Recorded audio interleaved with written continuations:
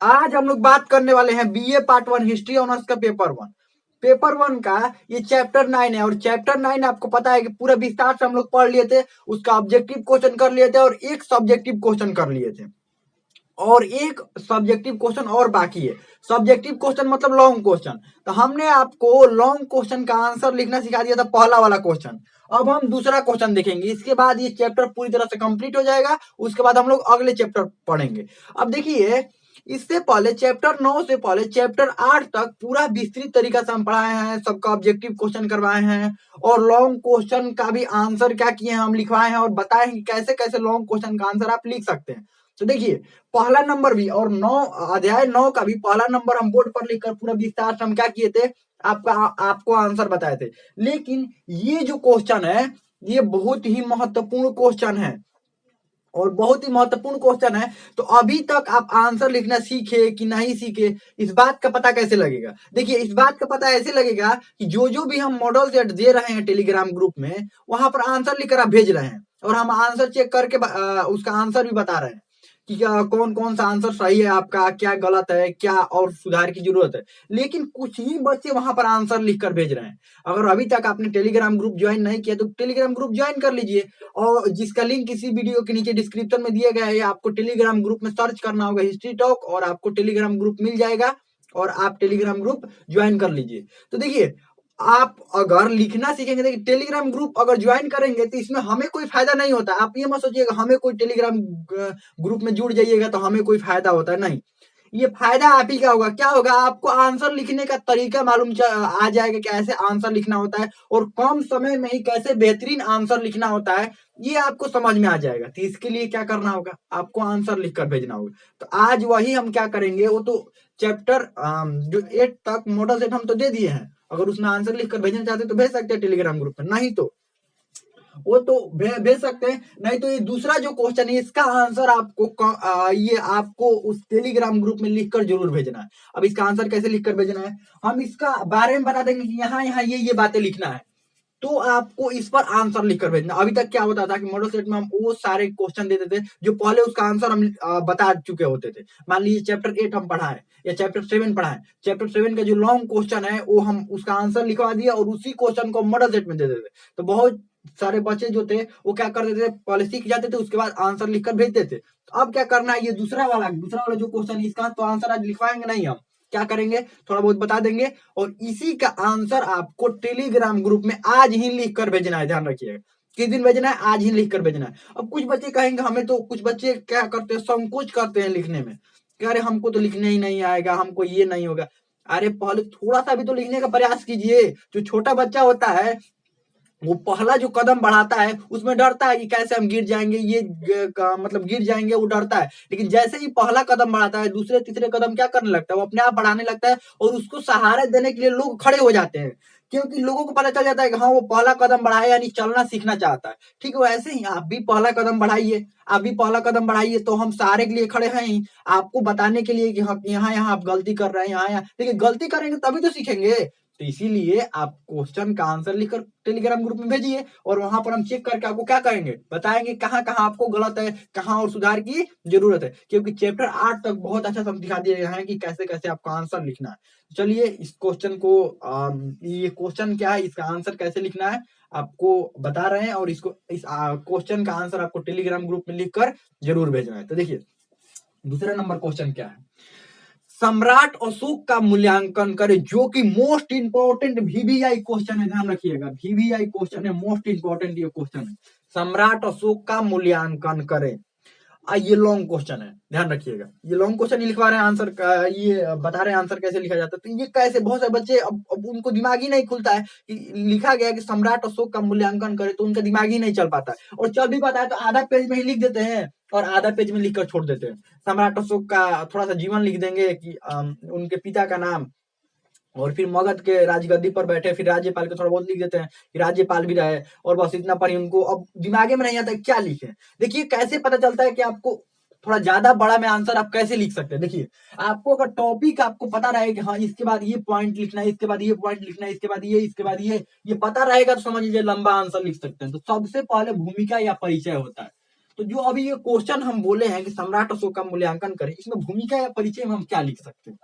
देखिए क्या लिख सकते हैं भूमिका या परिचय में। भूमिका या परिचय में हमेशा जो मुख्य बातें होती है, जो मेन बातें होती है, जैसे परिचय हो गया ना, तो परिचय में उनके पिता का नाम, उनका पूरा नाम बताया जाता है कि सम्राट अशोक का पूरा नाम क्या था, सम्राट अशोक, और वो अपने देव नाम प्रिय भी लिखवा देते। तो सम्राट अशोक देव नाम प्रिय, उनका पूरा नाम क्या था, सम्राट अशोक देव नाम प्रिय। माना जाता है कि उनका पूरा नाम क्या था, सम्राट अशोक देव नाम प्रिय। तो परिचय में तो क्या लिखा जाता है, पिता का नाम, उनका मतलब जो जन्म के बारे में, और उनका पूरा नाम, ये सब परिचय में लिखा जाता है। लेकिन यहाँ पर सम्राट अशोक के बारे में लिखना है तो हम भूमिका या परिचय में क्या लिखेंगे, उनकी मुख्य उपलब्धियां लिखेंगे।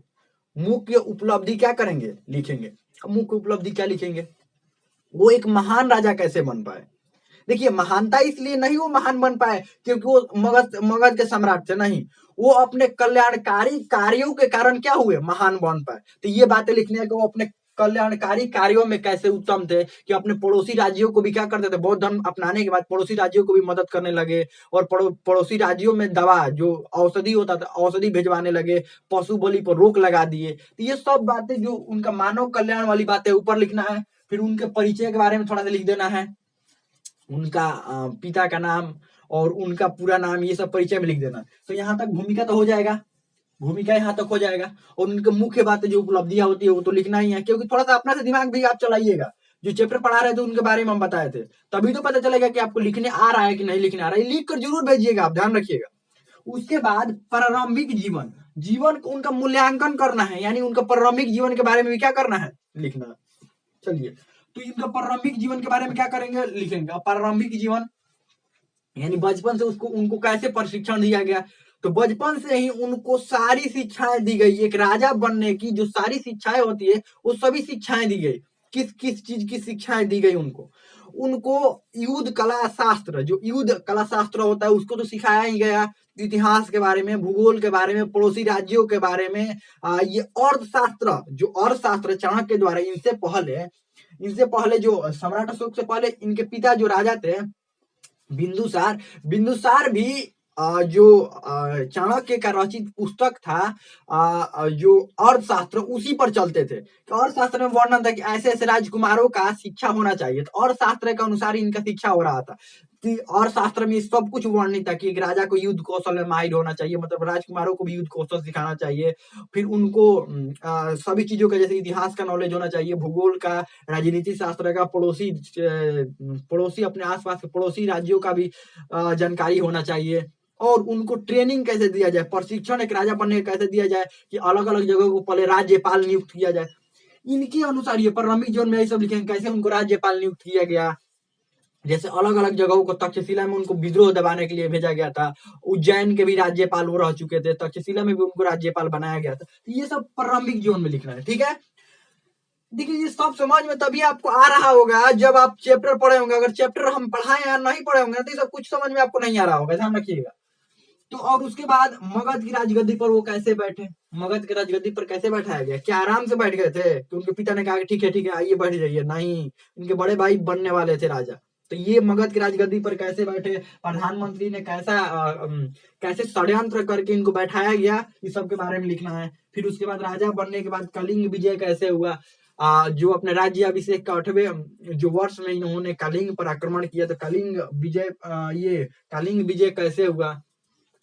तो और उसके बाद धार्मिक जीवन, इनके धार्मिक जीवन, उसके बाद कलिंग युद्ध जीतने के बाद ये धार्मिक इनका जीवन कैसे रहा, कि ये धर्म की ओर कैसे, धर्म की ओर कैसे अग्रसर हुए, किस धर्म की ओर अग्रसर हुए, कौन सा धर्म, बौद्ध धर्म की ओर अग्रसर हुए थे, किसको देखकर अग्रसर हुए थे, ये बौद्ध धर्म की ओर किसको देखकर अग्रसर हुए थे, ये सब के बारे में। फिर इन्होंने धर्म यात्रा किया था, धर्म यात्रा कहाँ कहाँ की धर्म यात्रा किया था, कुछ जगहों पर कर में भी छूट दिया था, ये सब के बारे में पूरा विस्तृत यहाँ पर लिखना है। फिर इन्होंने शिलालेख, स्तंभ लेख, ये सब लिखवाया था, तो ये सब के बारे में भी लिखना है, कौन कौन स्तंभ लेख, ये सब विस्तार से हम पढ़ाए हैं आपको चैप्टर में। अंतिम में निष्कर्ष लिख देना है, जितना कुछ भी इसमें लिखेंगे ना, जो मुख्य बातें होगी, जैसे परिचय में लिख रहे थे ना, मुख्य बात अंतिम में कि एक महान राजा कैसे बन पाए। शुरू में लिखे थे ना कि यह एक महान राजा थे, मतलब महान राजा बन पाए, तो अंतिम में लिखना है कैसे बन पाए ये महान राजा, या इनकी उपलब्धियों को भी अंतिम में क्या कर देना है, सबको लिख देना है।